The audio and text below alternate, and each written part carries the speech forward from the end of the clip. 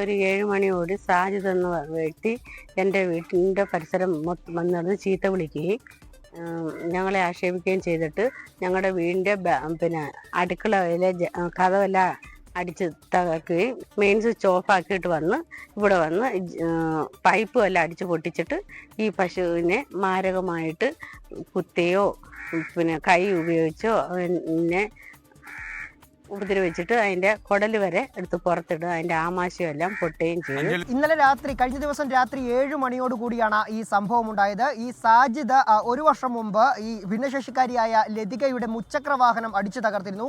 ഇതുമായി ബന്ധപ്പെട്ട് ഇവർ അഞ്ചൽ പോലീസിൽ പരാതി നൽകിയിരുന്നു. അതിനുശേഷം പലതവണ ഇവർക്ക് നേരെ ഇത്തരത്തിൽ സാജിദിന്റെ ഉപദ്രവങ്ങൾ ഉണ്ടായിരുന്നു.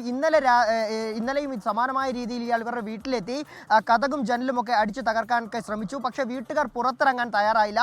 ഈ സമയത്താണ് ഇയാൾ വീടിന് പുറത്ത് കെട്ടിയിരുന്ന ആ പശുവിനോട് വലിയ രീതിയിലുള്ള ക്രൂരത കാട്ടിയത്. പശുവിൻ്റെ പിൻഭാഗത്തു കൂടി കൈകയറ്റി കുടലും ഉൾപ്പെടെ വലിച്ചു പുറത്തിടുകയായിരുന്നു.